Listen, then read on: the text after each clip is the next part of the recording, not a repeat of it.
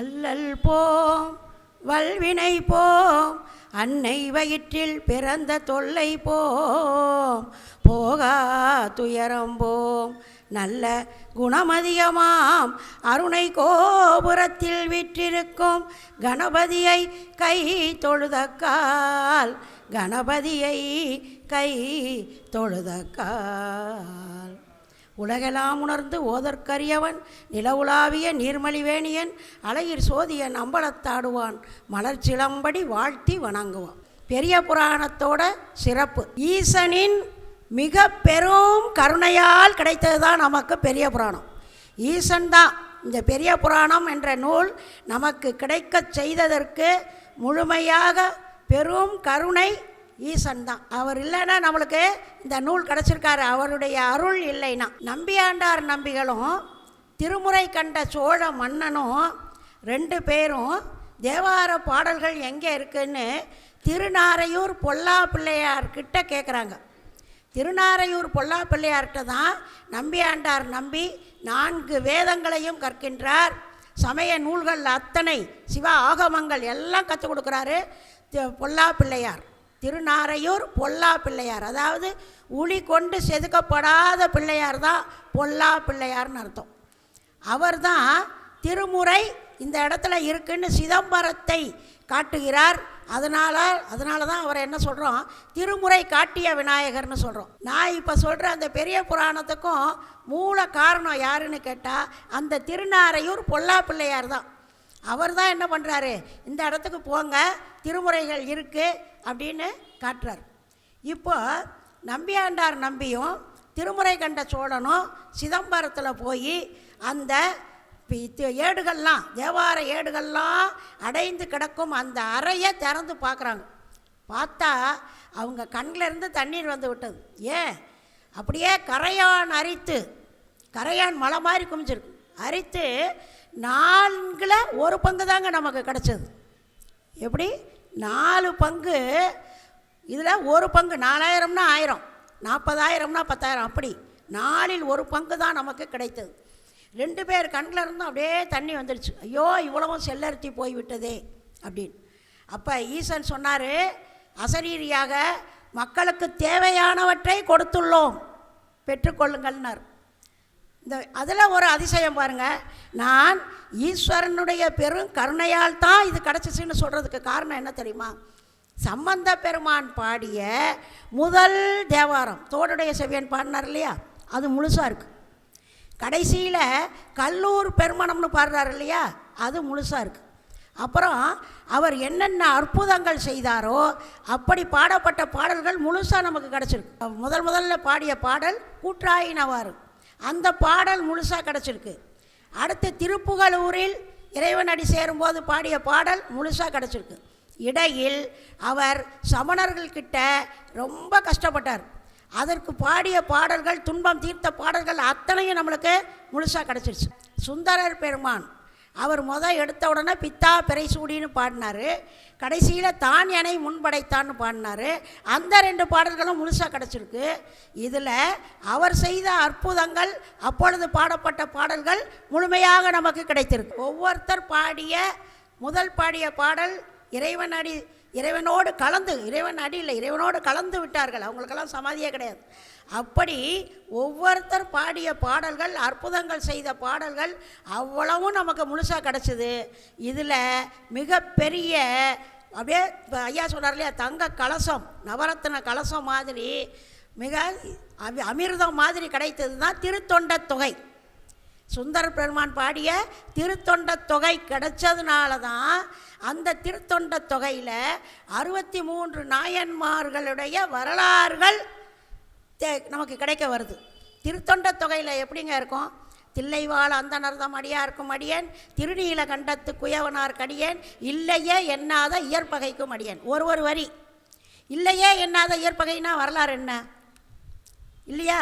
இப்படி ஒரு வரி தான் கிடைக்கும். ஆனால் அந்த நம்பியாண்டார் நம்பி என்ன பண்ணார் தெரியுமா, அவர் பிள்ளையார்கிட்ட தான் பாடம் கற்றுக்கிறார்.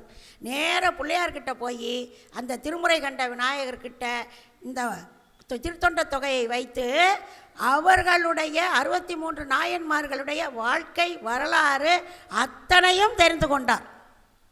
யார்? நம்பியாண்டார் நம்பிகள். தெரிந்து கொண்டு தான் திருத்தொண்டர் திருவந்தாதி அப்படின்னு பாடுறார். நம்பியாண்டார் நம்பிகள் தான் என்ன பாடினார்? திருத்தொண்டர் திருவந்தாதின்னு பாடினார். அந்த திருத்தொண்டர் திருவந்தாதியை வைத்துத்தான் சேக்கிழார் பெருமான் என்ன பண்ணார்? 63 நாயன்மார்களுடைய வரலாறுகளை விரிவாக எழுதினார். அனபாய சோழன் கிட்ட சேக்கிழார் பெருமான் அமைச்சராக இருக்கிறார். அனபாய சோழன் இன்ப நூல்களில் மூழ்கி கிடக்கின்றான். அப்போ அவர் சொல்கிறார், நீங்கள் இப்படி இந்த நூல்கள்லையே படிச்சுக்கிட்டு இருக்கீங்களே, 63 நாயன்மார்களும் 63 வகையான பக்தி, 9 வகையான பக்திம்பாங்க. அதுக்கப்புறம் சரியை கிரியை ஞானம் யோகம்பாங்க. இது எல்லாத்தையும் விட 63 வகையான பக்தியை காட்டும் 63 நாயன்மார்கள் வரலாறு இருக்குன்னு சொல்லி அனபாய சோழன்கிட்ட சொல்கிறார். அனபாய சோழன் உடனே என்ன பண்ணிட்டாரு? இந்த வரலாறுகளையெல்லாம் எனக்கு மிக விரைவாக தெளிவாக புரியும் வண்ணம் எங்களுக்கு எழுதி தர முடியுமான்னு கேட்குறாரு. சேக்கிழார் பெருமான் அதற்கு ஒப்புக்கொண்டு சிதம்பரத்தில் சென்று சிவபெருமான் முன்னால் நான் அடியார்கள் புராணத்தை எப்படி எழுதுவேன், எனக்கு அந்த தகுதி இருக்கா அப்படின்னு அடியெடுத்து கொடுக்கும்படி கேட்க சிவபெருமான் தான் உலகளாம்னு அடியெடுத்து கொடுக்குறார். அப்படி எழுதப்பட்டது தான் பெரிய புராணம். இதில் ஒரு வார்த்தையை மட்டும் நான் சொல்கிறேன், உங்களுடைய மனதில் அப்படியே அதை பதிய வைங்க. திருமுறையை, அந்த 63 நாயன்மார்கள் வாழ்க்கை வரலாற்றை சேக்கிழார் பெருமான் எப்படி எழுதினார் தெரியுமா? பக்தி சுவை சொட்ட சொட்டா எழுதினாராம். ஏன்னா பெரிய புராணத்தை பேசுகிறதுக்கும் பெரிய புராணத்தை கேட்குறதுக்கும் ரொம்ப கொடுத்து வச்சுருக்கணும் முன் ஜென்மங்களில். அப்படி இருந்தால் மட்டுமே நாம் பெரிய புராணத்தை பேசவும் முடியும், கேட்க முடியும், படிக்க முடியும், அந்த நாயன்மார்கள் வரலாறை நாம் தெரிஞ்சுக்க முடியும். அப்பேற்பட்டது பெரிய புராணம். அதாவது 11 திருமுறைகளாக வகுத்தார்கள். அதில் சேக்கிழார் பெருமான் எழுதிய திருத்தொண்டர்கள் வரலாற்றை சேர்த்து பெரிய புராணம்னு பேர் வச்சாங்க. 12வது திருமுறையாக இவருடைய திருமுறை 12வது திருமுறை சேர்த்து பெரிய புராணம். ஏன்? பெரியவர்கள் எப்படிப்பட்ட பெரியவர்கள்? செயற்கரிய செயல்களை செய்தவர்கள். ஒவ்வொரு அடியார்கள் செய்த அந்த வரலாறுகளை கேட்டோம்னா நமக்கே இப்படியெல்லாம் கூட இருந்திருக்காங்களான்னு நினைக்க தோணும். அப்படிப்பட்ட வரலாறுகளை சேர்த்து எழுதுனதால் செயற்கரிய செய்த பெரியவர்கள் வாழ்க்கை வரலாற்றை எழுதியதால் பெரிய புராணம்னு பேர் வச்சாங்க. ராமாயண காவியத்துக்கோ மகாபாரதத்துக்கோ மற்ற எப்பேற்பட்ட பெரிய நூல்களுக்கும் பெரிய புராணம் என்ற பெயர் கிடையாது. நமது 12 திருமுறைகளை சேர்த்து அந்த சேக்கிழார் பெருமான் பாடிய பெரிய புராணத்துக்கு தான் பெரிய புராணம் என்ற பெயர் கிடைத்தது. இப்போது அந்த செயற்கரிய செயல்களை செய்தவர்களுடைய வரலாற்றை நான் ஒரு 2 வரலாறு தான், ஏன்னா 63 வரலாறுகளையும் சொன்னோம்னா ஒரு வாரம் தொடர் சொற்பொழிவு வைக்கணும். அதனால் ஒரு 2 பேரை தான் உதாரணம் காட்டுறேன். இப்போ தொட்டாரை சிவமாக்கும் திருவாசகம் சொல்லுவாங்க இல்லையா? தொட்டாரை சிவமாக்கும் திருவாசகம். பெரிய புராணத்தை படித்தாலும் கேட்டாலும் நாம் ஒவ்வொருவரும் ஒரு மிகப்பெரிய சிவனடியார்கள் ஆக்குவார் என்பது நிச்சயம் சத்தியம். ஏன்னா அப்பேற்பட்டது பெரிய புராணம். தொட்டாரை சிவமாக்கும் திருவாசகம். ஆனால் படித்தாரையும் கேட்பவர்களையும் சிவன் அடியார்களாகவே மாற்றி முடிவில் அந்த அடியார்களை நாம் தொடும்படி செய்யும் பெரிய புராணம். அடியாரை தொட்டால் ஆண்டவனை தொட்டு விடலாம். அதனால தான் அடியார் புராணம் ஆண்டவன் புராணத்தை விட பெருமையாக பேசப்படுகின்றது. கருணைக்கே கருணை காட்டிய அடியார்கள், அன்பிற்கே அன்பு காட்டிய அடியார்கள். சிவபெருமானை நாம் என்ன சொல்கிறோம்? கருணையின் மறுவடிவம்ங்கிறோம், அன்பின் மறு வடிவம்ங்கிறோம். ஆனால் அந்த கருணைக்கு இவங்க கருணை காட்டியார்கள். அதனால் கருணைக்கே கருணை காட்டிய அடியார்கள் ஒரு 2 பேர் உதாரணம். அறிவட்டாய நாயனார், அவர் பேர் தாயனார். அறிவட்டாய நாயனார் பேர் தாயனார். அவர் என்ன செய்வார் தெரியுமா? அந்த சிவாலயத்துக்கு தினம் சென்னல் சாதம், அதுவும் சம்பா அரிசி, சம்பா அரிசின்னா ரொம்ப உயர்ந்து, அந்த சம்பா அரிசி சாதத்தை வைத்து தொட்டுக்கொள்வதற்கு கீரை காய் பக்குவமாக வச்சு ஒரு மாவடுவையும் வச்சு எடுத்துக்கிட்டு போய் சிவாலயத்தில் சிவபெருமானுக்கு முன் வைத்து பிரசாத நைவேத்தியம் பண்ணிட்டு தான் வந்து சாப்பிடுவார். இதை எப்படி பண்ணுறாரு? தினமும் செய்கிறார். தினம், அதாவது இந்த அடியார்களெல்லாம் ஒரு நாள் கூட தவறியது கிடையாது அவர்களுடைய தொண்டை செய்கிறதுக்கு. அதனால் தினம் செய்து கொண்டே இருக்கிறார். ஒரு நாள் இங்கேருந்து போகிறாரு, சாப்பாடை எடுத்துக்கிட்டு, பிரசாதம், சாப்பாடுன்னு சொல்லக்கூடாது, சாமியோட இது பிரசாதம் எடுத்துக்கிட்டு இங்கேருந்து போகிறாரு. பள்ளத்தில் தடுக்கி கீழே விழுந்துட்டார். கீழே விழுந்து அந்த சாப்பாடும் கீழே விழுந்துடுச்சு, அவரும் கீழே விழுந்துட்டார். உடனே அழுகிறாராம், ஐயோ இன்னைக்கு சிவன் பட்டினி கிடப்பாரே. எப்படிங்க சிவன் பட்டினி கிடப்பாரே? நம்மளுடைய வைராக்கிய தொண்டு, அந்த தொண்டுக்கெல்லாம் என்ன பேர்? வைராக்கிய தொண்டு. தினம் நம்ம இன்றைக்கி நம்ம தொண்டும் தடைப்பட்டு விட்டது, சிவபெருமான் பட்டினி கிடப்பாரு. ஏங்க 14 உலகத்தையும் படைத்து அவ்வளவு பேருக்கும் ஒரு எறும்புக்கு கூட அன்னன்னைக்கு உணவு தருபவர் ஈசன் இல்லையா? கல்லினுக்குள் தேரைக்கும் உணவளிப்பவர் ஈசன். அப்பேற்பட்ட ஈசன் இவர் ஒரு நாள் போய் அந்த சாப்பாடு கொடுக்கல, பிரசாத நைவேத்தியம் பண்ணலைன்னா பட்னியாக கிடத்துருவாரா? ஆனால் பாருங்கள், அந்த கருணைக்கே கருணை காட்டியவர் என்ன பண்ணுறாரு? அழுகிறார், ஐயோ இந்த உணவை நாம் கொண்டு போய் கொடுக்க முடியலையேன்னு. உடனே தன் கையில் இருந்த வாளை உருகி கழுத்தை நறுக்க கழுத்தில் வச்சிட்டார். அப்பொழுது தான் ஒரு கை என்ன பண்ணுச்சு? அவருடைய கையை பிடித்தது. மற்றொரு கை என்ன பண்ணிச்சா தெரியுமா? அந்த சிதறி கிடக்கும் அந்த சாப்பாட்டில் இருக்க மாவடுவை எடுத்து உள்ளே கடிக்கிற சத்தம் கடிச்சான். இதை விட அவர் நான் கீழே சிந்தனதை கூட எடுத்து சாப்பிட்றேங்கிறாரு பாருங்க அந்த ஈஸ்வரன். ஏன் அடியார் நமக்காக அன்பாக தினம் தொண்டு செய்கிறாரு, நமக்காக இன்றைக்கி கொண்டாந்துருக்காரு, அது கீழே போயிடுச்சேன்னு உயிரை விட துணிகிறாருன்னு அதை எடுத்து கொண்டாரோம். அப்படி கருணைக்கே கருணை காட்டிய அடியார், அவருக்கு வீடு பேர் அளித்தார் சிவபெருமான். அடுத்து பாருங்கள், திருவொற்றியூரில் இருந்த நாயனார் கலிய நாயனார். இந்த கலிய நாயனார் என்ன பண்ணுவார்? தினமும் எண்ணெய் எடுத்து கொண்டு போய் திருவொற்றியூர் ஆலயத்தில் உள்ள முழுவதும் விளக்கேற்றுவாராம், வெளியிலையும் விளக்கேற்றுவாராம். அப்போ கரண்டெல்லாம் கிடையாது இல்லையா, கோயில் இருட்டாக இருக்கும் இல்லையா, உள்ளே விளக்கேற்றுவார், வெளியிலையும் போய் விளக்கேற்றுவார், எல்லா இடங்களையும். அதாவது ஆயிரக்கணக்காக ஏற்றுவாராம். இப்படி இவர் தொடர்ந்து தொண்டு செய்கிறார். இந்த எண்ணெய் பெருமானத்துக்கு வணிகராக இருந்த அவர் தன்னுடைய நிலங்கள் வீடு எல்லாம் வித்தாச்சு. எதற்காக? ஈஸ்வரனுக்கு விளக்கேற்ற எண்ணெய் வாங்கணும் இல்லையா?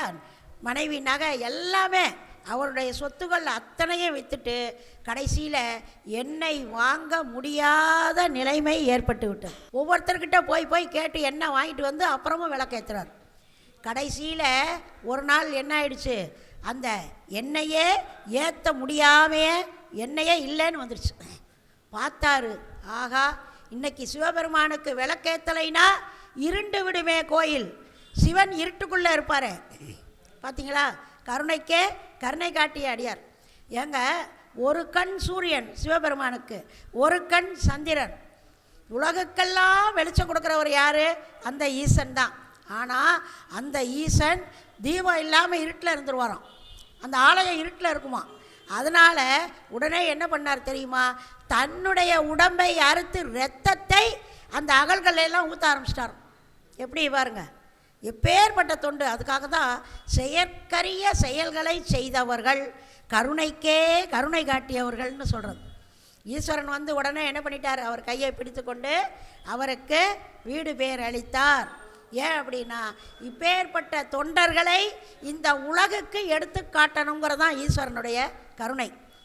இந்த தொண்டர்களை எல்லாம் ஈஸ்வரர் என்ன பண்ணுறாரு? எடுத்து காட்டணும். அதுக்கு தான் ஏங்க சிதம்பரம் அறையில் கடந்ததே அந்த நூல்கள்லாம் பாடல்கள்லாம் எடுத்தாங்களே, வரலாறுகளை எடுத்தாங்களே, கரையான்லாம் படித்த கரையானா உட்காந்து இதெல்லாம் படித்து பார்த்து இதெல்லாம் விடணும்னு கிடையாது. ஈஸ்வரன் கருணை திருத்தொண்ட தொகை மக்களுக்கு கிடைக்க வேண்டும், அவர்களுடைய வரலாறுகள் மக்களுக்கு தெரிய வேண்டும். இப்பேற்பட்ட நாயன்மார் 63 பேர்களுடைய வரலாறுகளும் 63 வகையான பக்தியும் மக்களுக்கு தெரிய வேண்டும்னு தான் என்ன பண்ணார்? கிடைக்க செய்து அந்த நாயன்மார்களுக்கெல்லாம் வீடு பேர் அளித்து விட்டார். அவங்க எல்லாருமே சிவனோடு ஐக்கியமாகி கலந்துட்டாங்க. இது அதனால தான் யாருக்குமே எங்கேயுமே சமாதிகள் கிடையவே கிடையாது. அடுத்து மற்றொரு இது நான் சொன்னது கருணைக்கே கருணை காட்டிய அடியார்கள். லிங்கத்தையே அதை ஈஸ்வரனாக ஆள் நிறைய உட்காந்துருக்கிற மாதிரியே வணங்கினவங்க. அடுத்து அடியார்களை வணங்கியவர்கள். சிவன் அடியார்களை சிவன் மாதிரியே வணங்கினாங்க. ஒரு அடியார் ஊதி பூசி திருநீர் பூசி வந்துட்டால் அவர் சிவன். அப்படிப்பட்ட அடியார்கள் மெய்ப்பொருள் நாயனார். இப்போ அடுத்து நான் சொல்ல வர்றது மெய்ப்பொருள் நாயனார். இந்த மெய்ப்பொருள் நாயனார் என்ன பண்ணுறாரு? தினமும் சிவாலயம் செல்வார், தினமும் பஞ்சாட்சரம் சொல்லுவார், சிவன் அடியார்களுக்கு தேவையானதெல்லாம் செய்வார். மிகப்பெரிய சிவ பக்தர். யார்? இந்த மெய்ப்பொருள் நாயனார். திருக்கோவலூரில் இருக்கார். மன்னன். இந்த மன்னனுக்கு எதிரியாக ஒரு மன்னன். அவன் யார் தெரியுமா? முத்தநாதன். அந்த மன்னன் என்ன நினச்சான்? இந்த மெய்ப்பொருள் நாயனாரை நாம் இல்லாமல் செய்துவிட்டால், பெரிய புராணத்தில் என்ன சொல்கிறாங்க தெரியுமா? அவர் கத்தியால் குத்தி, இந்த அடுத்த வார்த்தையவே சொல்லலை, இல்லாமல் செய்துவிட்டால் நாம் இவர் நாட்டை உடனே பின்பற்றி கொள்ளலாம் அப்படின்னு நினச்சிக்கிட்டு என்ன பண்ணுறான் தெரியுமா? முத்தநாதன் சிவனடியார் வேடம் பூண்டு வர்றாங்க.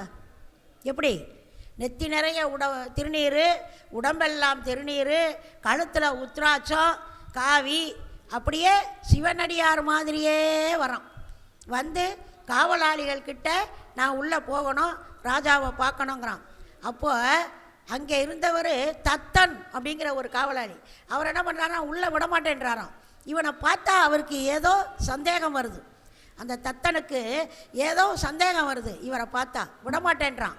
இல்லை, நான் மன்னரை பார்க்க வேண்டும், இதோ ஆகம ஏடு எல்லாம் கொண்டு வந்திருக்கேன். ஏடுகளுக்குள்ளே கத்தி மறைச்சி வச்சுருக்கான்.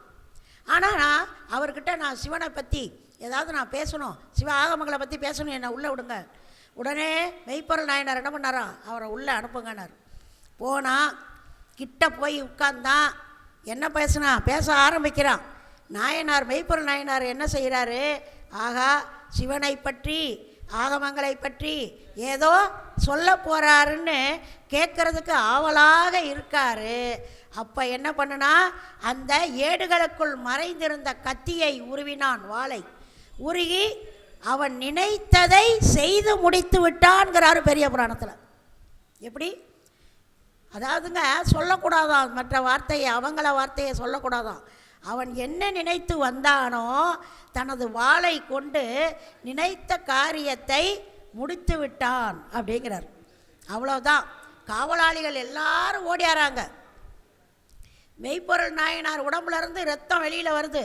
காவலாளிகள் எல்லாரும் ஓடியாராங்க. ஓடியாரும்போது இந்த தத்தன்கிறவன் ஏற்கனவே சந்தேகம் அவனுக்கு. அவன் அப்படியே பார்த்துக்கிட்டே இருந்தான். ஆகா, மன்னர் அலற சத்தம் கேட்குதேன்னு ஓடியாரான்.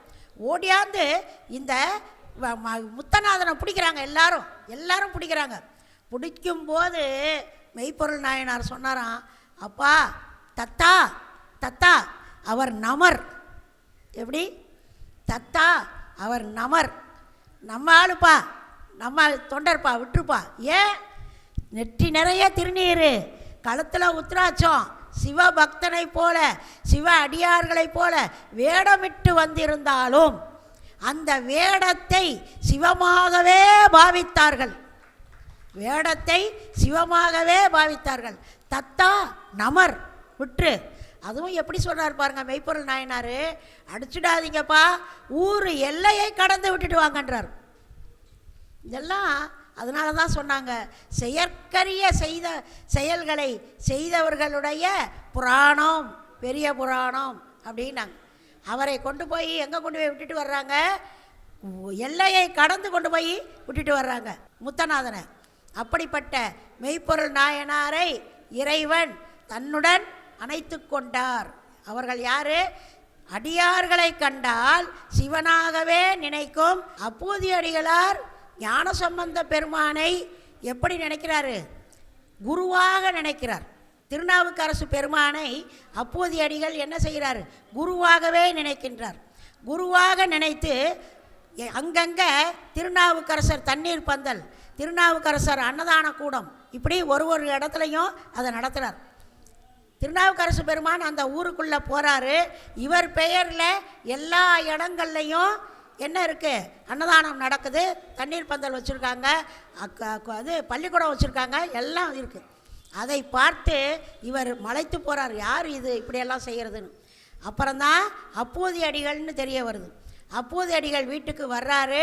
அப்போதி அடிகளும் அவர் மனைவியும் அவரை உபசரித்து அவர் வீட்டில் அன்னம் சாப்பிட்டு போகிறதுக்கு சொல்கிறாங்க. அப்படி இவர் சிவாலயத்துக்கு அப்பர் பெருமான் திருநாவுக்கரசு பெருமான் சென்ற போது இங்கே அப்போதி அடிகளின் மூத்த பிள்ளை வாழை இலை பறிக்க போகிறாரு. பாம்பு தீண்டி மாண்டார். அவங்க என்ன பண்ணாங்களாம்? குருவாக நினைத்தவர்கள். ஒவ்வொரு நான் ஒன்றா சொல்லிட்டு வரேன். சிவனை வணங்கியவர்கள், சிவன் அடியார்களை வணங்கியவர்கள், அடுத்தது அடியார்களை குருவாக ஏற்றவர்கள், அடியார்களை குருவாக ஏற்றவர்கள். அப்போ இவர் என்ன பண்ணுறாரு? அந்த பிள்ளையை அப்படியே வீட்டுக்குள்ளே கொண்டு வந்து மூடி வச்சுட்டு அப்பர் பெருமான் வந்தபோது என்ன பண்ணுறாங்க? உணவு பரிமாற முற்படுகிறார்கள். அப்போ தான் இவர் உங்கள் மகனை கூப்பிடுங்கங்கிறாரு. அவன் வரமாட்டான், உதவ மாட்டான்னு உடனே கூட்டிகிட்டு போய் காமிக்கிறாங்க. இப்படி ஒரு பிள்ளையை வச்சுக்கிட்டு எனக்கு நீங்கள் இந்த மாதிரி தொண்டு செய்யணுமா அப்படின்னு சொல்லிட்டு என்ன பண்ணுறாரு? அந்த பிள்ளையை கையில் தூக்கி கொண்டு போய் அங்கு உள்ள சிவாலயத்தில் வைத்து ஒன்று கொலாம் அவர் சிந்தை உயர்வரை, அந்த பாடல் உங்களுக்கு தெரியும், பாடுறாரு. தீண்டிய பாம்பே வந்து விஷத்தை எடுத்து பையனை மீட்டு தந்தார். இது குருவாக அடியார்களை ஏற்றுக்கொண்டவர்களுடைய வரலாறு. இந்த இயற்பகை நாயனார் வரலாறு சொல்லும்போது பார்த்திங்கன்னா, இதுவும் வந்து சிவன் அடியாரை எப்படி அவங்க ஏற்றுக்கொண்டார்கள் சிவனாகவே. இயற்பகை நாயனார் இயற்கைக்கு விரோதமான, இயற்கைனா நாட்டுக்கு மக்களுக்கு ஒவ்வாத செயலை செய்ய முற்பட்டார். பார்வதி கேட்டாலும், ஏங்க இப்படி கூட போய் ஒருத்தரை சோதிக்கணுமா? நீங்கள் இது வேண்டாங்க, உலகம் ஏற்றுக்கொள்ளாதுன்னாலாம். அப்போ அவர் சொன்னாராம், இல்லை இப்படியும் ஒரு அடியார் இருக்காருன்னு நான் காட்டணும் உலகத்துக்குன்னு இயற்பகை நாயனாரை காட்ட வந்தார். இயற்பகை நாயனாரும் அவருடைய மனைவியும் எப்படி வாழ்கின்றார்களாம்? நாம் பிறக்கும் பொழுது கொண்டு வந்தது எதுவும் இல்லை, கொண்டு போக போகிறது எதுவும் இல்லை, எல்லாம் ஈசன் தந்தது. அதனால் யார் என்ன கேட்டாலும் எதை கேட்டாலும் உடனே கொடுத்துருவாங்களாம். அதனால தான் இல்லை எண்ணாத இயற்பகைன்னு சொன்னாங்க. என்ன கேட்டாலும் பாத்திரம் பண்டம் கொடுப்பாங்க, நகை கொடுப்பாங்க, ஆடை கொடுப்பாங்க, என்ன கேட்குறாங்களோ அடியார்கள் கேட்டதெல்லாம் கொடுப்பாங்களாம். அப்போ இவரை எப்படி சோதிக்க வர்றார் தெரியுமா சிவபெருமான்? அப்படியே தூர்த்த வேடமா, அதாவது காமுக வேடம்னு சொல்கிறாங்க. அந்த வேடமிட்டு அங்கேருந்து சிவனடியாராக வர்றார். வந்து இயற்பகை நாயனார்கிட்ட கேட்குறாரு, ஏப்பா நீ என்ன கேட்டாலும் இல்லைன்னு சொல்வியாமே? ஆமாம் ஐயா, எல்லாம் இறைவன் கொடுத்தது, எல்லாம் ஈசன் கொடுத்தது, எங்கள்கிட்ட இருக்கிற பொருள்கள் அத்தனையும் ஈசனுக்கே. அதனால் அடியார்கள் வந்து கேட்டால் அவர்களை சிவனாகவே பாவிப்போம், என்ன கேட்டாலும் இல்லைன்னு நாங்கள் சொல்ல மாட்டோம் அப்படிங்கிறார். அப்போ தான் இந்த அடியார் சொன்னார், என்ன கேட்டாலும் நீ இல்லைன்னு சொல்ல மாட்டேல அப்படின்னா. ஆமாம், நீங்கள் என்ன கேட்குறீங்களோ நான் இல்லைன்னு சொல்ல மாட்டேன். உடனே இவர் என்ன பண்ணுறார் தெரியுமா? உன்னுடைய காதலுறும் மனைவி, அப்படி அவங்க அப்படி வாழ்கின்றார்கள். உன்னுடைய மனைவியை என்னுடன் அனுப்பி வைக்க வேண்டும்னு கேட்குறார். எப்படி? இதை கேட்ட உடனே இவர் அப்படியே பிரமிச்சு போய், ஐயோ இப்படியெல்லாம் கேட்குறாரு அடியார்னு நிற்கலை. என்ன சொல்கிறாராம்? ஐயா நீங்கள் நல்ல வேளை என்னுடைய பொருளை, எனக்கு உண்டான பொருளை கேட்டீங்களே அப்படிங்கிறார். ஏன் வேறு ஏதாவது கேட்டிருந்தா எங்கேருந்து கொண்டாந்து கொடுக்க முடியும் இல்லையா? நல்ல வேளை என்னுடைய உடைமை, என்னுடைய பொருளை தானே கேட்டீங்க, சிவன் தந்தது, சிவனடியார்களுக்கே நீங்கள் அழைச்சிக்கிட்டு போகலாம் அப்படின்னு மனைவியை திரும்பி பார்க்குறார். நம்ம மனைவியெல்லாம் என்ன பண்ணுவாங்க? உடனே ஏங்க என்னங்க இப்படி என்ன கூட நீங்கள் கேட்டால் கொடுத்துருவீங்களான்னு கேட்பாங்க, கோவப்படுவாங்க இல்லையா? ஆனால் அந்த அம்மையார் என்ன நினச்சாங்களாம்? தன்னுடைய இவங்க சிவனடியாரை சிவனாக பார்ப்பவர்கள், அந்த அம்மையார் கணவனையே சிவன் வார்த்தையாக வாக்கே நோக்கிய மங்கைன்னு சொல்லுவாங்க பார்வதியை. சிவபெருமானுடைய மனைவி பார்வதியை என்ன சொல்லுவாங்க தெரியுமா? வாக்கே நோக்கிய மங்கை. அவள் என்ன பண்ணுவாளாம்? சிவன் வாயவே பார்த்துட்ருப்பாளாம் அம்பாள்.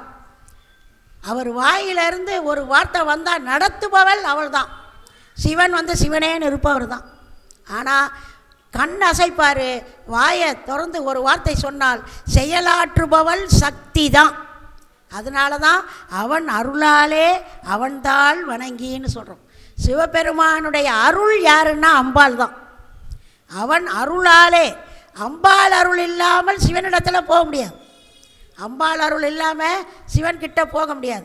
சிவன்னு சொல்கிறோம் இல்லையா, சிவன், வா அருள். யாருடைய அருள்? அம்பாள் அருள். அம்பாள் தான் என்ன பண்ணுவா? சிவனிடத்தில் சேர்ப்பாள்.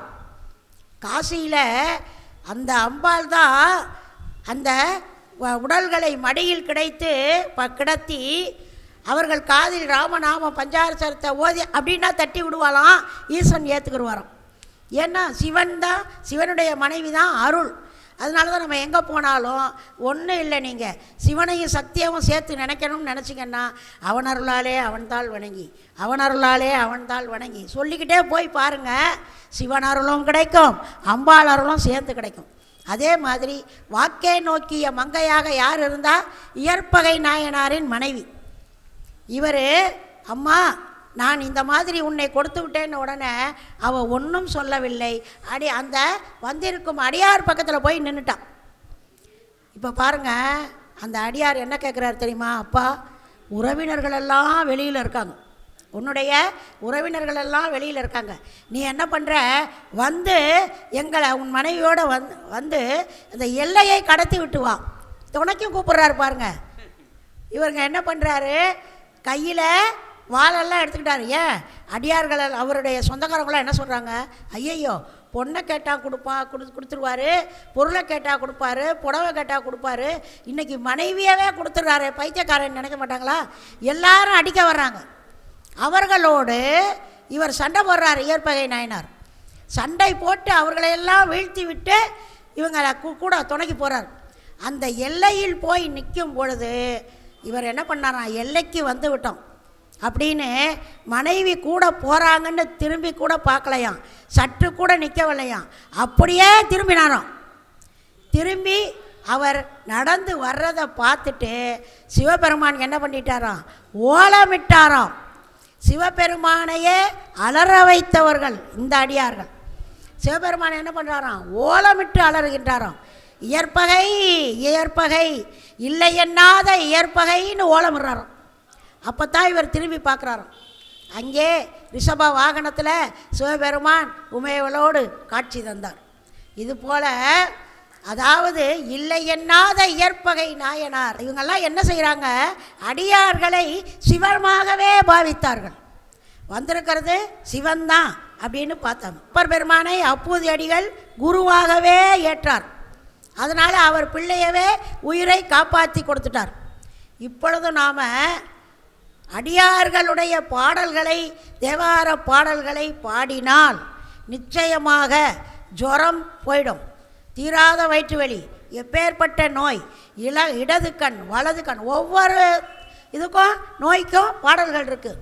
அடியார்கள் பாடியது அந்த பாடல்களை நாம் பாடினோம்னா கண்டிப்பாக நமது வினை பயன்கள் போயிடும், நோய்கள் தீர்ந்துவிடும், பாவம் போயிடும். அதுக்கு தான் அவ்வளவு பாடல்களும் நமக்காகவே பாடப்பட்டது. அதுலேயும் ஆயிரக்கணக்கான பாடல்களில் பொறுக்கி எடுத்து நமக்காகவே கரையான் அரித்து விடாமல் விட்டு சென்றது ஈஸ்வரனுடைய கருணை. பூம்பாவை வரலாறு உங்களுக்கெல்லாம் தெரியும். சிவனேசன் செட்டியார், மயிலாப்பூரில் சிவனேசன் செட்டியார் அந்த பெண்ணை ஞானசம்பந்தர்கிட்ட ஒப்படைக்கணும்னே வளர்க்குறார். 12 வயது பாம்பு தீண்டி அந்த குழந்தை மாண்டு போனது. அதனுடைய சாம்பலை குடத்தில் எடுத்து கட்டி வச்சு ஞானசம்பந்த பெருமான் எப்போ வர்றாரோ அப்போ அவர்கிட்ட கொடுத்துடணும். ஏன்னா அவரை குருவாக ஏற்றவர் யார்? அவர் சிவனேசன் செட்டியார். அது மாதிரி கொடுத்துடணும்னு வச்சுருக்கார். திருவொற்றியூருக்கு வர்றாரு ஞானசம்பந்த பெருமான் 1000 அடியார்களோட. திருவொற்றியூரில் இருந்து மயிலை வரை வெயில் காலத்தில் அவங்க நிழலில் வரணும்னு பந்தல் போட்டவர் சிவனேசன் செட்டியார். ஆயிரக்கணக்கான அடியார்களுக்கு உணவு தயாரித்து கொண்டு வச்சிட்ருக்கார். ஞானசம்பந்த பெருமான் வர்றாரு, அவரை வரவேற்றார். வரவேற்றுட்டு என்ன செய்கிறாரு? அந்த மகளுடைய சாம்பல் குடத்தை எடுத்து கொடுக்குறார். 12 வயது வரை பூம்பாவை என்ற என்னுடைய பெண்ணை நான் உங்களுக்கு கொடுப்பதற்காகவே வளர்த்தேன். அவள் பாம்பு தீண்டி இந்த மாதிரி ஆயிட்டா, அவளுடைய சாம்பலை உங்களிடம் கொடுக்க வேண்டும்னே வச்சுருக்கேன். இதை பார்த்தார் ஞானசம்பந்த பெருமான். தமது அடியாருக்கு இப்பேற்பட்ட ஒரு சோதனையா அப்படின்னு நினச்சி என்ன பண்ணார், அந்த குடத்திற்கு முன்னாடி நின்று இது சிவபெருமானை நினைத்து மட்டிட்ட புண்ணியம் காண மடமயிலைன்னு பாடுறாங்க இல்லையா, அந்த தேவார பாடலை பாடுறார். தேவார பாடலை பாடி முடித்த உடனே 12 வயதில் அந்த சிறுமி இப்போ ஞானசம்பந்தர் வந்த பிறகு எவ்வளோ தூரம் வளர்ந்துருப்பாளோ அவ்வளவு தூரம் வளர்ந்த அந்த மகள் உயிரோடு எழுந்து வந்தாள். உடனே என்ன பண்ணார், அந்த பெண்ணை ஞானசம்பந்தர்கிட்ட ஒப்படைச்சார். ஞானசம்பந்தர் என்ன பண்ணார் தெரியுமா, உங்களுடைய மகள் என்ன ஆயிட்டா, மாண்டு விட்டாள். இப்பொழுது நான் என்னுடைய அருள் இல்லை, சிவன் அருளால் உயிர் கொடுத்திருக்கும் இவள் எனக்கு மகளாவாள். அதனால் நீங்களே இந்த பெண்ணை வைத்து கொள்ளுங்கள்னு கொடுத்துட்டார். அப்போ அடியார்களை குருவாக ஏற்றாள். ஞானசம்பந்தா ஞானசம்பந்தா ஞானசம்பந்தான்னு யாரெல்லாம் மனதில் நினைக்கிறீங்களோ பஞ்சாட்சரத்தை சொல்வதற்கு சமம். அதே மாதிரி திருநாவுக்கரசு பெருமானை யாரெல்லாம் நினைக்கிறோமோ, சுந்தரர் பெருமானை யாரெல்லாம் நினைக்கிறோமோ, இந்த 3 பேருடைய நாமங்களை அடுத்து மாணிக்கவாசக பெருமானையும் தான் எல்லாம் யாரெல்லாம் நினைத்து குருவாக வழிபடுகின்றோமோ, ஈசன் வர்றதுக்கு முன்னாடி இவங்க வந்து நமக்கு அருள் புரிந்து விடுவார்கள். வேலும் மயிலும் துணை என்று விரும்பி துதிக்கும் பக்தருக்கு 4 பக்கம் பகை வரினும் நடுக்கம் இல்லை இல்லையே ஆழித்தெழுமே அழகுமயில் அதனை முந்தம் அஞ்சுடர் வேல் காலில் பறக்கும் சிறுவையார்கோன் காலாயுத செஞ்சேவலுமேன்னு ஒரு பாடல். அது சிறுவாபுரி முருகன் மேலே பாடினது. அதாவது வேலும் மயிலும் துணை வேலும் மயிலும் துணைன்னு முருகனை நினச்சா முருகப்பெருமான் வரமாட்டாராம். அவர் வர்றதுக்கு முன்னாடி மயில் புறப்பட்டுருமா. ஏன் மயில் புறப்படுது, சூர மயில். சூரனை கூட வச்சுக்கிட்டு இருக்கும்போது முருகனை வருவாரா, சூரன் தானே புறப்படுவார். ஆகா நம்ம முருகனை அழைக்கிறாங்களே அப்படின்னு மயில் கிளம்பிடுமா. மயில் கிளம்பும்போது வேல் பார்க்குமா. வேல் யார், அம்பாளுடையது. வேலை வந்து சக்தின்னுவாங்க. தசமகா வித்யா அப்படிங்கிறது தான் அந்த வேலினுடைய அந்த அம்சம். 10 அம்சங்களை கொண்டது வேல். வேலை யாரெல்லாம் வணங்குறாங்களோ சக்தியை வணங்குவதாக அர்த்தம். அதனால தான் சண்முகி அப்படிம்பாங்க. முருகனுக்கு சண்முகர்னு பேர், வேலுக்கு சண்முகின்னு பேர். ஏன்னா அம்பாள் ஓம் தசவதனாயை ச வித்மகே ஜுவாலா மாலாயை ச தீமகி தன்னோ பராசக்தி பிரச்சோதயாத்துங்கிறது வேலோட காயத்ரி. வேலை வணங்கினா சக்தியை வணங்கினதாக அர்த்தம். 10 சக்திகளும் அந்த வேலுக்குள்ளே இருக்குது. அப்படி அந்த வேலை என்ன பண்ணுமா, இந்த கிளம்புதில்ல சேவல் புறப்படுது, மயில் புறப்படுது இல்லையா, அதை தடுக்குமா. நீர் நான் போகிறேன், அடியார் கூப்பிடுறாங்க, முருகன் அடியார் கூப்பிடுறாங்க, நான் போகிறேன்னு கிளம்புமா. இதை பார்க்குமா சேவல். சேவல் என்ன பண்ணுமா, இதை பார்க்குமா. நீங்கள் 2 பேரும் போக வேணாம், நான் போனேன்னா போதும். ஏன், சூரன் தான் சேவலோ மயிலுமா மாறினான் இல்லையா. ஒன்று சேவல், இன்னொன்று மயில், இன்னொன்று சேவல். இப்போ சேவல் என்ன பண்ணுமா, நீங்கள் 2 பேரும் இருங்க நான் பார்த்துக்கிறேன் அப்படின்ட்டு சேவலை கிளம்பிடுமா. அதுக்கு தான் என்ன சொல்லுவாங்க, வேலை வணங்கினால் நல்ல ஞானம் கிடைக்கும், நல்ல முக்தி கிடைக்கும். மயிலை வணங்கினால் சகல சௌபாக்கியமும் கிடைக்கும். சேவலை வணங்கினால் சேவல் விருத்தம் சொன்னால் செய்வினை கோளாறு காத்து கருப்பு எதிர்ப்புகள் எல்லாம் நீங்கும்னு சொல்லுவாங்க. அப்பேற்பட்டது தான் சேவல் விருத்தம். அது மாதிரி அடியாரை நாம் முருகன் வணங்குறோம், சிவனை வணங்குறோம்னா அடியார்களை வணங்குறவங்களுக்கு தெய்வங்கள் வர்றதுக்கு முன்னாடி அடியார்களே வந்து அருள் புரிந்து விடுவார்களாம். அதனால தான் நாம் என்ன பண்ணணும், அடியார்கள் பாடிய பாடலை நாம் பாட வேண்டும். ஞானசம்பந்த பெருமான் அப்படி தான் என்ன பண்ணார், அவர் பூம்பாவையை மீட்டெடுத்து கொடுத்து விட்டு புறப்பட்டார். பெரிய புராணத்தில் பெண்களை மனை அறத்தின் வேர் அப்படின்னு சொல்கிறார் சேக்கிழார் பெருமான். பெண்களை பற்றி சொல்லும்போது என்ன சொல்கிறார், மனையறத்தின் வேர்ங்கிறார். திலகவதி அம்மையார் அவருடைய தம்பி தான் யார்? திருநாவுக்கரசு பெருமான். திருநாவுக்கரசு பெருமான் என்ன பண்ணுறாரு? 14 வயதிலேயே சமணர்கள் இடத்துல போய் சேர்ந்துறார். அங்கே பெரிய குருநாதராகவே இருக்கிறார் அப்பர் பெருமான். அப்போ திலகவதியார் என்ன பண்ணாங்க தெரியுமா? 14 வயதில் தம்பி போய் சமணத்தில் சேர்ந்துட்டான்னுட்டு திரு வீரட்டானத்து ஈஸ்வரன், திரு வீரட்டானம் ஈஸ்வர ஆலயத்தில் அந்த அம்மையார் வந்து தொண்டு செய்கிறார்கள். கோயிலை கூட்டுறது, மெழுகிறது, கோலம் போடுறது, சிவபெருமானுக்கு அபிஷேகத்துக்கு தண்ணி எடுத்து கொடுக்கறது, பூக்கட்டி கொடுக்கறது, தொண்டு செய்து கொண்டே வேண்டுவது. அதனால தான் பாருங்கள் இன்றைக்கும் நிறைய அதுக்காகவே அந்த தொண்டர்களுடைய இது இருக்குது. அடியார்கள் ஒவ்வொரு ஆலயத்திலையும் போய் தொண்டு செய்கிறாங்க இல்லையா, நாம் பார்க்குறோம். அப்படி தொண்டு செய்து கொண்டே ஈஸ்வரன்கிட்ட கேட்குறாங்க. என்ன கேட்குறாங்க? என் தம்பி திரும்ப சமயத்துக்கு வந்துடணும்ப்பா. எத்தனை வருஷங்க? நம்மெல்லாம் இப்போ என்ன பண்ணுவோம்? 1 வருஷம் வேண்டுவோம், 1 வருஷம் கூட அதிகமாக வேண்ட மாட்டோம். 11 வாரம் செஞ்சுட்டேன்ப்பா, தட்சிணாமூர்த்திக்கு 11 வாரம் விளக்கு போட்டுட்டேன், இன்னும் காரியம் நடக்கலையே, கல்யாணம் வரலையே. நான் வந்து இத்தனை வாரம் இவ்வளவு நாள் இந்த ஆலயத்துக்கு பண்ணேன், இன்னும் புத்திர பாக்கியம் இல்லையே. என்ன செய்வான்? 1 வருஷம் வேண்டும் போதே எவ்வளோ கோயிலுக்கு போயிட்டேன், இன்னும் இந்த காரியம் முடியலையேன்னு வேண்டுவான்.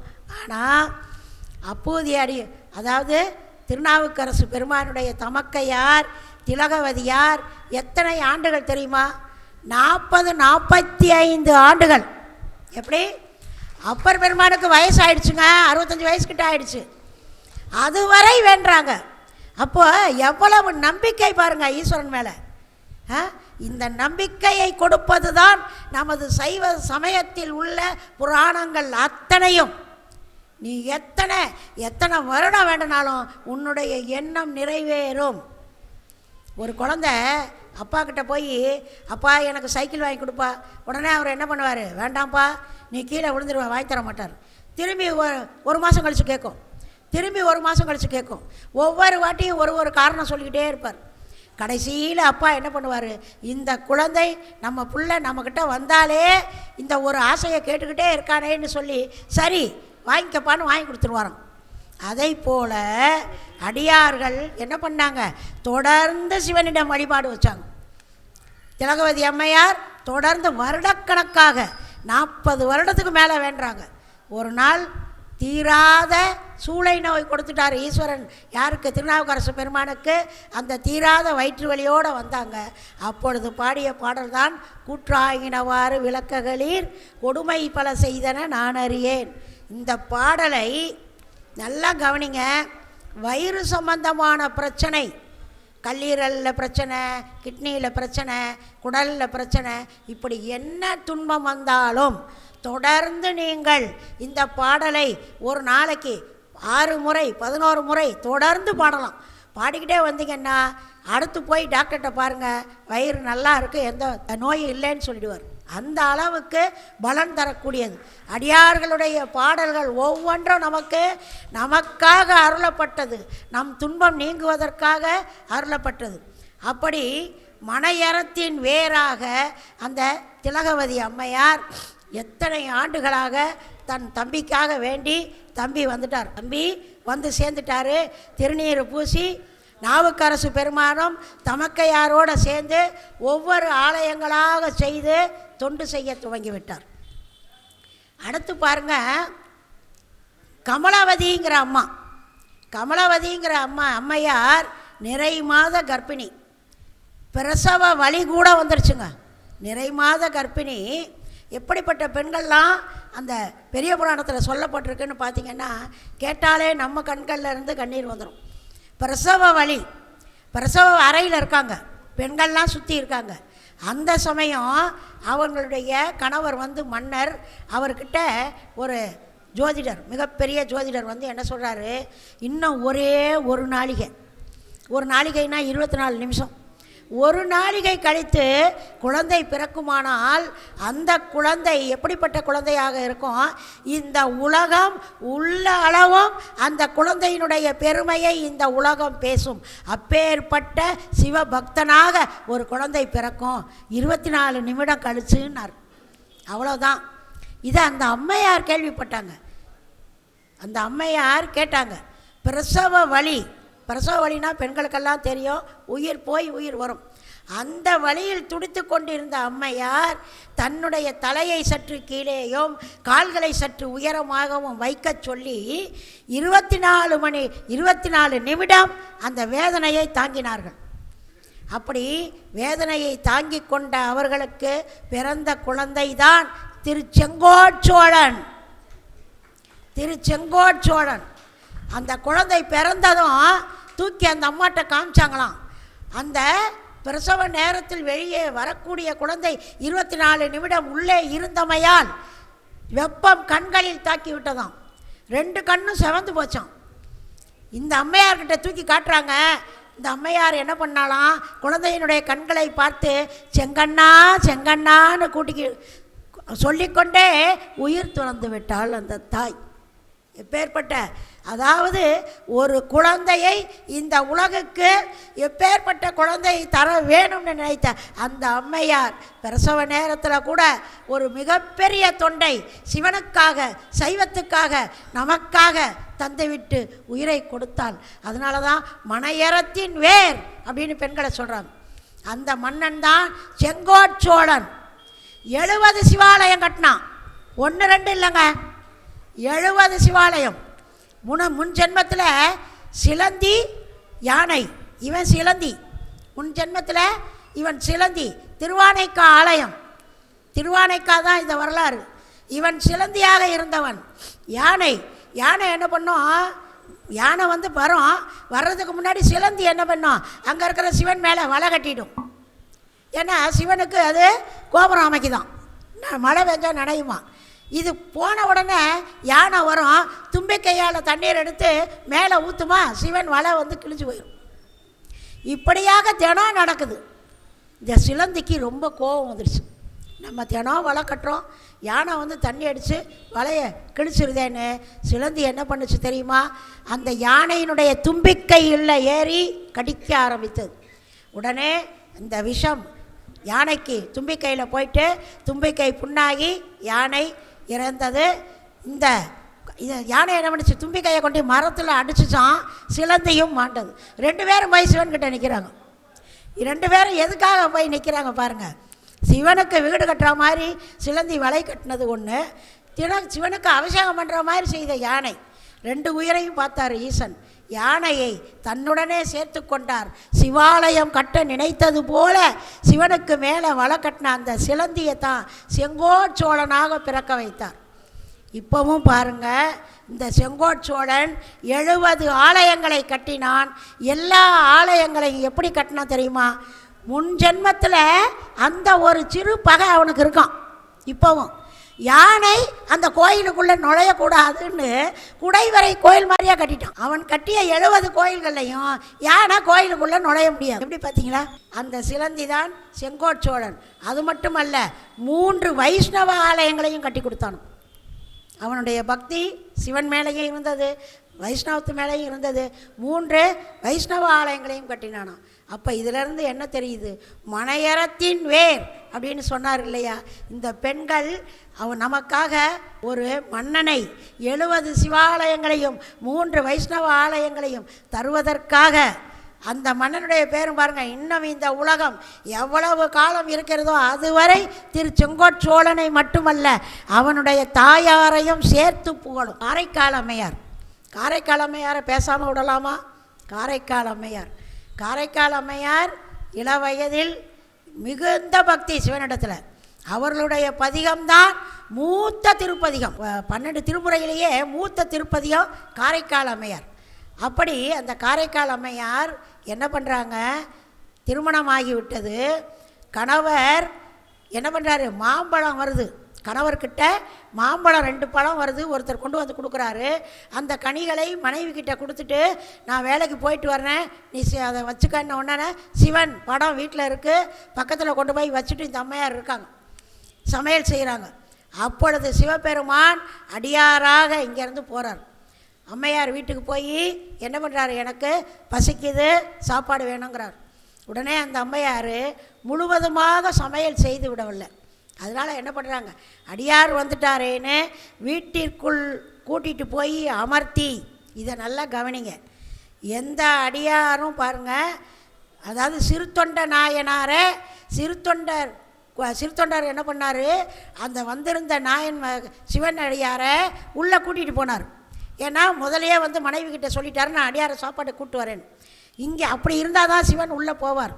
அப்பூதி அடிகள் என்ன பண்ணார், சிவனடியாரை அவர் தான் கூட்டிகிட்டு போனார் வீட்டுக்குள்ளே. ஆனால் சிவனடியார் யார் அழைச்சாலும் வீட்டுக்குள்ளே உடனே சிவன் அடியாராக வந்திருக்காருல போயிட மாட்டார். இங்கே பாருங்கள், திலகவதி அம்மையாரை தான் தனது வாயால் அம்மான்னு கூப்பிடணும்னு முடிவு பண்ணிட்டார் ஈஸ்வரன். அதனால் என்ன பண்ணுறாரு, அம்மா கூப்பிடுறாங்க உள்ளே கூப்பிடுவது அம்மானு தான் உள்ளே போகிறாராம். ஏன்னா யார் வீட்டிற்குள்ளும் அவங்களுடைய கணவர் அழைத்து போகாமல் சிவபெருமான் உள்ளே போகல. இங்கே என்ன பண்ணுறாரு, கூப்பிட்ட உடனே உள்ளே போகிறார். உள்ளே போய் உட்கார்ந்து சாப்பிட்றாரு. ஒரு மாங்கனியை வைக்கிறாரு. அதை சாப்பிட்டுட்டு அவர் கிளம்பிட்டார். இன்னும் இருக்கிறது ஒரு மாங்கனி தான், கணவருக்காக அதை வச்சுருக்காங்க. கணவர் வர்றாரு. அவர் சாப்பிடும்போது அவருக்கு உண்டான பங்கை கொண்டாந்து கொடுக்குறாங்க. இந்த மாங்கனியை சாப்பிட்டுட்டு இவர் என்ன கேட்குறாரு, இவர் நினைக்கிறார் 2 வந்தது இல்லை, 1 தானே இவர் கொடுத்துருக்கார், அந்த இன்னொரு மாங்கனி இருக்கா எனக்கு, ஏன்னா அது மனைவிக்கு. ஆனால் இவர் அந்த ருசியில் அந்த இன்னொரு மாங்கனி இருக்கா, இது ரொம்ப ருசியாக இருக்கே வேணும்னு கேட்குறாரு. கேட்டால் இவளுக்கு அப்போ தான் நம்ம ஒரு மாங்கனியை அடியாருக்கு கொடுத்துட்டோமேங்கிற நினைப்பு வருது. இங்கேருந்து ஓடி போய் சிவன்கிட்ட நின்று கண்ணீர் மல்க வேண்டுறாங்க. கணவர் கேட்குறாரே நான் என்ன செய்வேன். உடனே சிவபெருமான் அப்போ ஒரு மாங்கனியை கொடுக்குறாரு. அந்த மாங்கனியை எடுத்து வந்து கொடுத்தா இவர் பாருங்கள், இவருடைய சிவபெருமானுடைய விளையாடலை பாருங்கள். ஏற்கனவே சாப்பிட்ட மாங்கனியை விட இது அதிக சுவையாக இருக்குது, ஏன்னா சிவன் கொடுத்ததாயிருச்சு. அப்போ உடனே இவர் என்ன பண்ணுறாரு, முன்னை விட சுவையாக இருக்கிறதே இது ஏது எனக்கு சொல்லுன்ன உடனே சிவன் தந்தது வா காட்டுங்கிறாரு. அப்பொழுது தான் வந்து சிவபெருமான் கிட்ட வேண்டுறாங்க. அப்பொழுதும் ஒரு மாங்கனி வருது. இவர் பயந்துட்டார். ஆகா, நமது மனைவி எப்பேற்பட்டவள், இவளை நாம் மனைவியாக நினைத்து இவ்வளவு காலம் வாழ்ந்தோமே, தெய்வத்துக்கு ஒப்பாக இருக்கிறாளேன்னு அப்போவே வீட்டை விட்டு போயிட்டார். போய் அவருக்கு இன்னொரு திருமணம் ஆகுது. காரைக்கால் அம்மையாருக்கு அது தெரிய வருகிறது. சென்று பார்த்தார்கள். உடனே என்ன பண்ணாங்க தெரியுமா, தான் தனியாக வந்து வாழ விரும்பாமல் இந்த உடலோடு நாம் இந்த இளமையோடு நாம் வாழக்கூடாதுன்னு சிவபெருமான் கிட்ட என்ன கேட்டாங்க தெரியுமா, வரமாக பெற்றார்கள். என்ன வரம், இந்த இளமையை போக்கி எனக்கு பேயுரு தர வேண்டும்னு கேட்டாங்க. அவர்கள் கேட்டபடியே தந்தார் ஈசன். அம்மையாக சிவபெருமான் சிறுத்தொண்ட நாயனார் வரலாற்றில் புள்ளக்கறி கேட்டு உள்ளே போய் சாப்பாட்டில் கை வைக்கலை. ஒவ்வொரு இடத்துலையும் போய் அவர்கள் கொடுத்த அன்னத்தை அதாவது இளையாங்குடி மாறனார் வீட்டுக்கு போனாங்கல்ல, அப்போ கூட அவங்க கஷ்டப்பட்டு சாப்பாடு எடுத்துக்கிட்டு வரும்போது சிவபெருமான் சாப்பாட்டில் கை வைக்கலை, காட்சி கொடுத்துட்டாரு. ஆனால் காரைக்கால் அம்மையார் வீட்டுக்குள்ளேயும் போனார். அந்த அம்மையார் கொடுத்த மாங்கனி சாப்பாட்டை உண்டார். ஏன் உண்டார், அம்மை தந்தது, அம்மைன்னு கூப்பிட போகிறோம். அதனால தான் உரிமையோடு காரைக்கால் அம்மையார் வீட்டுக்குள்ளேயும் போனார், உணவையும் உண்டார். கடைசியில் என்ன பண்ணாங்க, திருவந்தாதி பாடினாங்க. பாடி முடித்து தனது சிவபெருமானை திருக்கைலாயத்திலே போய் பார்க்கணும்னு தலையால் நடந்து போனாங்க. அப்பொழுது தான் சிவபெருமான் மனைவி கிட்ட சொன்னாராம், நம்மை பேணும் அம்மை வருகிறாள் பார். அவருக்கு ஒரு ஆசை, அம்மானு கூப்பிடணும்னு. தாயுமிழி தந்தையிலி தான் தனியே நானேடின்னு இருக்கு இல்லையா. சிவபெருமானுக்கு தாயும் இல்லை தந்தையும் இல்லை. யார், அம்மையாரை தான் கூப்பிடுறாங்க. நம்மை பேணும் அம்மை வருகிறாள் பார். அப்படி அவங்க சொல்லும்போது அந்த உமாதேவி என்ன பண்ணாங்களாம், காரைக்கால் அம்மையாரை கூட பார்க்கலையாம், சிவபெருமான் வாயை பார்த்தாங்களாம். என்ன ஒரு மனசு சந்தோஷத்தோட அம்மானு கூப்பிடுறாரு அப்படின்னு. அப்படி இறைவனிடத்தில் ஒன்று சேர்ந்தவர்கள் யார், காரைக்கால் அம்மையார். சிவன் அவங்கக்கிட்ட என்ன வர வேணும்னு கேட்குறாரு. நான் மீண்டும் எனக்கு பிறப்பு உண்டேல் உன்னை என்றும் மறவாத வரம் வேண்டும். நான் பாடும் பொழுது நீங்கள் ஆடும் பொழுது நான் அடியிலிருந்து பாட வேண்டும்னு கேட்டாங்க காரைக்கால் அம்மையார். அதனால தான் ஒவ்வொரு ஆலயங்கள்லையும் 63 நாயன்மார்கள் சிலைகள் வச்சுருப்பாங்க. பின்னாடி போய் பாருங்கள். காரைக்கால் அம்மையார் அமர்ந்த கோலத்தில் இருப்பாங்க. ஏன்னா சிவனுக்கே அம்மை, அதனால் அம்மாவை உட்கார வச்சுருவார். நான் யாராவது வந்த உடனே என்ன பண்ணுறோம், வயசானவங்க ஒரு சேரை போட்டு உட்கார வைக்கிறோம். இல்லையா? அம்மையாகவே நினைத்து தானே. அப்போ அம்மையாரை அமர வைத்து பார்த்தவர் சிவபெருமான். அது மட்டும் இல்லை, சிவபெருமானின் திருவடியின் கீழ் 2 பேர் இருக்காங்க. ஒருத்தர் காரைக்கால் அம்மையார், எப்பொழுதும் பாடிக்கொண்டே இருப்பார்கள். இன்னொருத்தர் யார் தெரியுமா?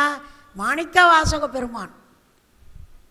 மாணிக்க வாசக பெருமானோ சிவனுடைய திருவடியின் கீழ் அமர்ந்திருப்பவர்.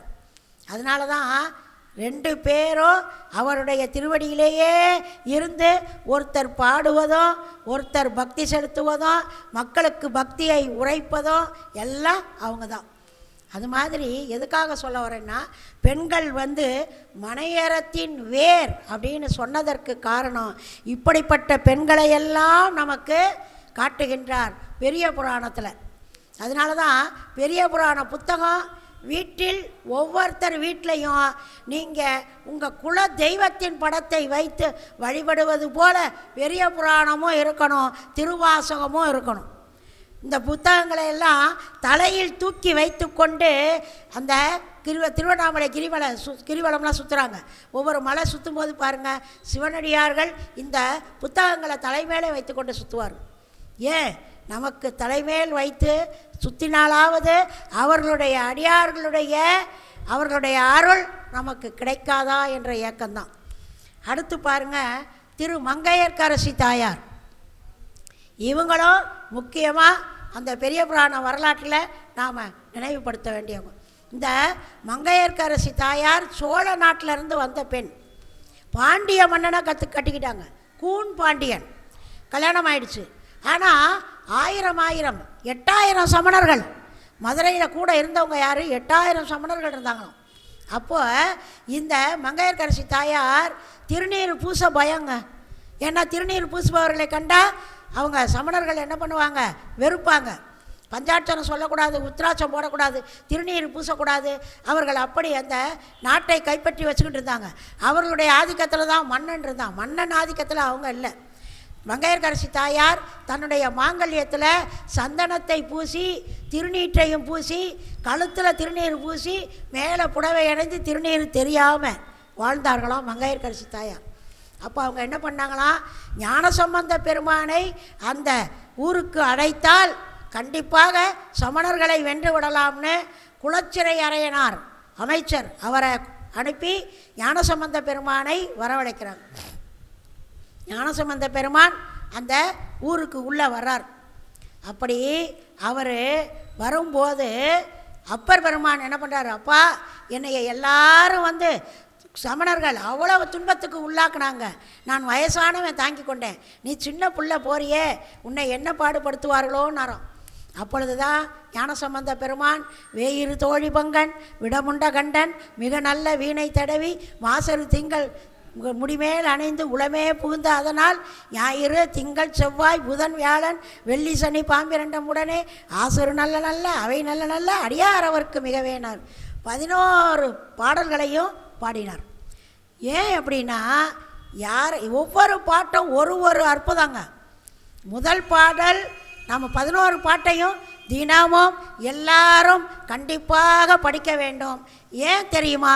முதல் பாடல்கள்லையே நவக்கோள்களால் நமக்கு துன்பம் வராதுன்னு வந்துடும்.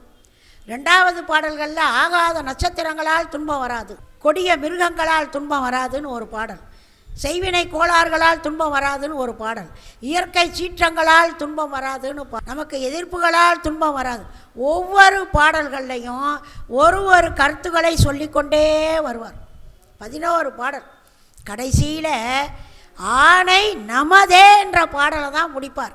நல்லா கவனிக்கணும். பாடல் பூரா சொன்னால் நேரம் பத்தாது, அதனால தான் சொல்லலை. ஏன் அப்படின்னா, ஆணை எனதேன்னு முடிக்க மாட்டார். ஆணை நமதேன்னு ஞானசம்பந்த பெருமான் பாடிய 4-5 பாடல்கள் உண்டு. அதில் ஆணை நமதே என்று கோளறு பதிகத்தில் முடிக்கிறார் பாருங்களேன். நமதேன்னா யார்? அவருடைய உள்ளத்தில் சிவன் இருக்கார், அம்பாள் இருக்கா. ஏன்? 3 வயது குழந்தை ஞானம் கிடைத்து பாடியது. அப்போ ஞானத்தினால் பாடப்பெற்றது. நாவிலிருந்து பாடுபவர் சிவபெருமான்.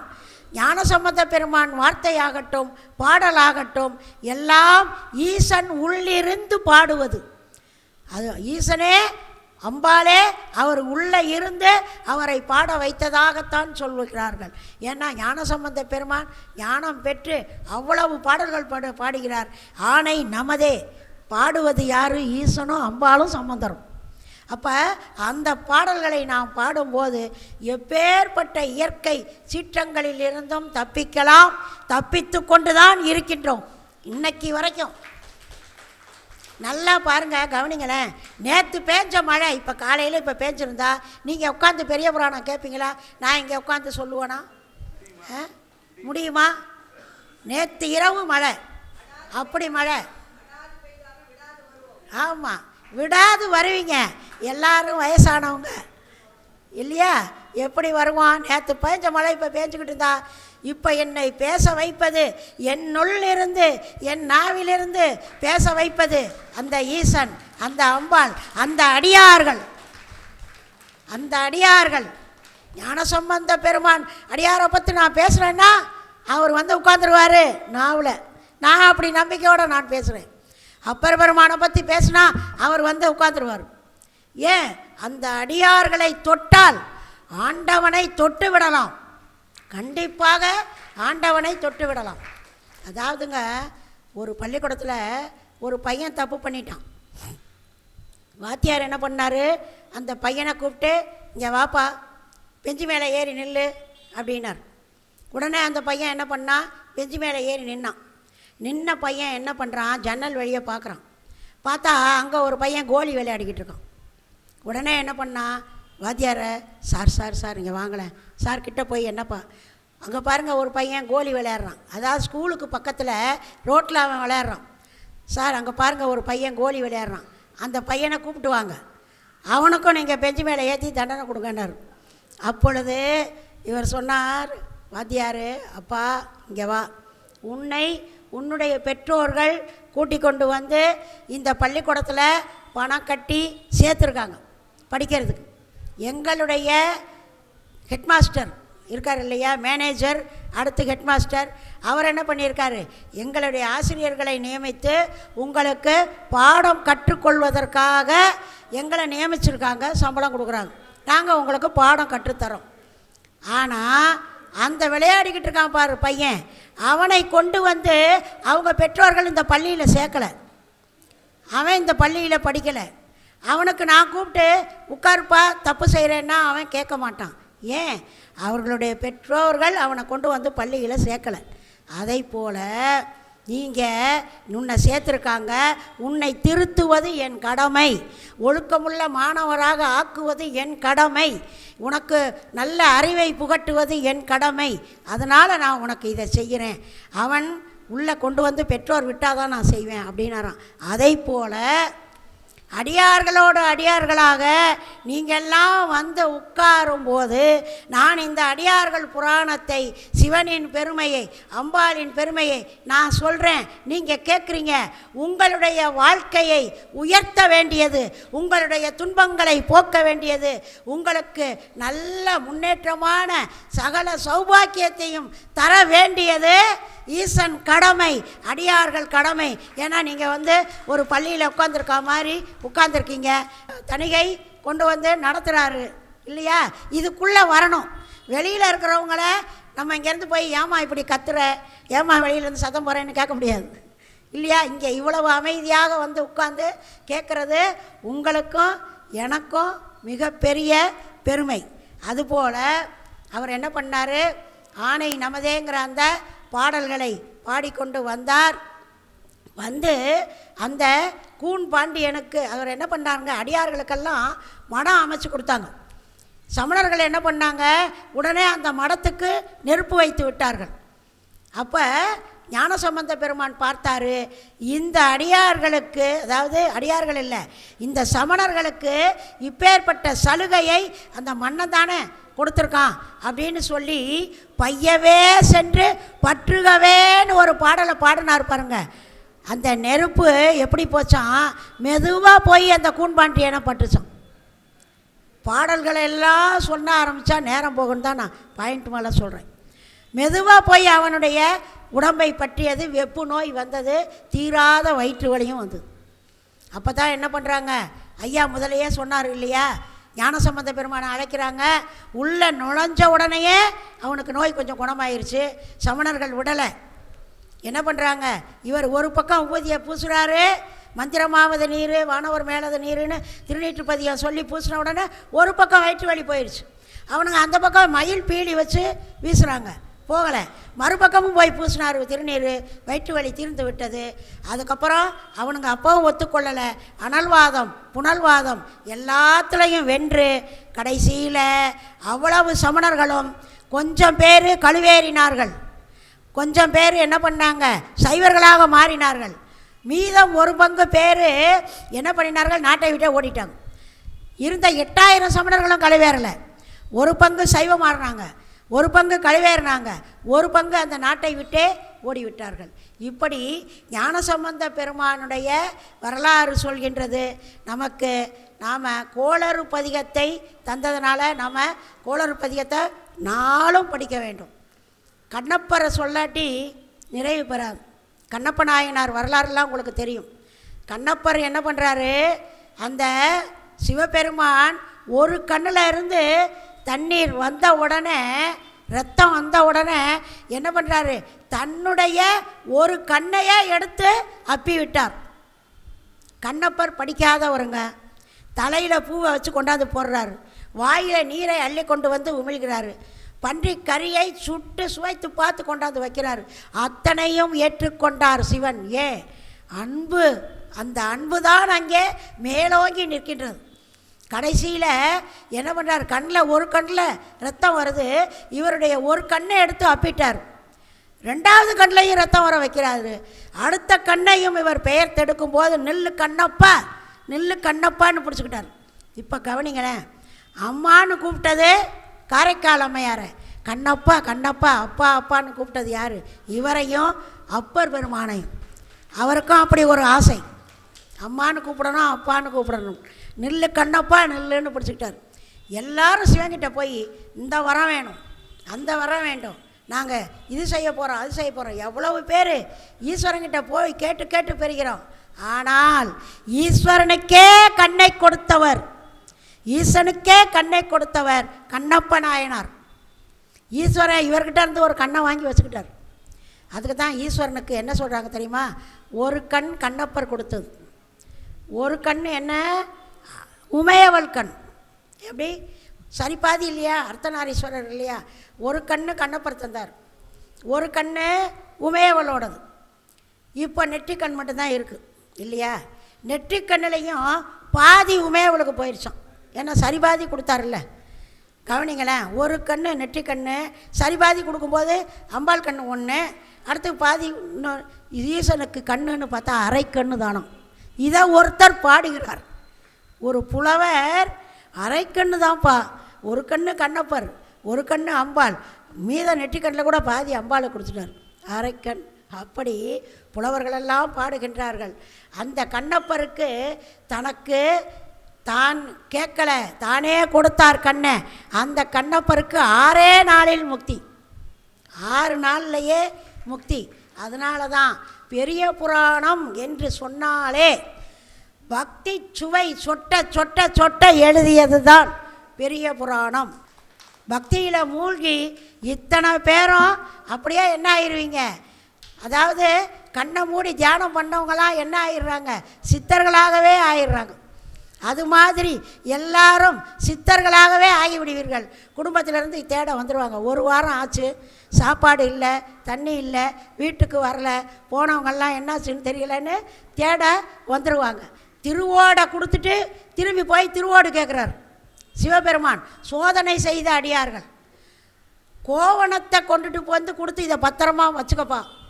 எப்படி கோவணம் அமர்நீதியார்கிட்ட போய் என்ன பண்ணுறாரு, கோவணத்தை கொடுத்துட்டு குளிச்சுட்டு வந்தால் எனக்கு ஈரமாக இருக்கும் அப்படின்னு குளிச்சுட்டு வந்து அது எங்கேன்னு கேட்குறாரு. அதுக்குள்ளே அது மறைந்து விட்டது. என்ன பண்ணுறாரு, தங்கத்தால் நீ கோவணம் கொடுத்தா கூட வாங்க மாட்டேன், என்னோட தான் வேணும். உடனே அப்பா அம்மா புள்ள 3 பேரும் தராசு தட்டில் ஏறி நின்றுட்டாங்க. அந்த ஒரு சிவன் கோவணத்துக்கு நாங்கள் 3 பேரும் கூட நிற்கிறோம். அதுபோல் கந்தை ஆடையை கொடுத்துட்டு திருக்குறுப்பு தொண்டர்கிட்ட போய் எனக்கு அந்த ஆடை தான் வேணும்னு கேட்குறாரு. அது தண்ணியில் அடிச்சுட்டு போயிடுச்சு. இப்படி ஈசனே சென்று கோவணத்தை கொடுத்துவிட்டு, கந்த ஆடையை கொடுத்துவிட்டு, திரு ஓடை கொடுத்துவிட்டு, ஒவ்வொரு அடியார்கள்கிட்டையும் எனக்கு என்னுடையது தான் வேணும்னு சோதனை செய்தார். எதற்காக? அத்தனை அடியார்களுடைய வரலாறும் உலக மக்கள் தெரிந்து கொள்ள வேண்டும். இப்பேற்பட்ட அடியார்களெல்லாம் வாழ்ந்திருக்காங்களேன்னு அந்த அடியார்களை நினைத்து கொண்டு தான் நாம் படுக்கணும். ஒரு அடியாரை பற்றி நீங்கள் அந்த வாழ்க்கையை படித்து விட்டு தூங்கி பாருங்கள், அந்த அடியார் உங்களுக்கு காட்சி கொடுப்பார் என்று சொல்லி இவ்வளவு நேரம் அருமையாக கேட்டுக்கொண்டிருந்த உங்கள் அத்தனை பேருக்கும் என்னுடைய நன்றியை சொல்லி முடித்து கொடுக்கிறேன். தென்னாடுடைய சிவனே போற்றி, ஏகம்பத்துரை எந்தாய் போற்றி. வெற்றிவேல் முருகனுக்கு, வெற்றிவேல் முருகனுக்கு.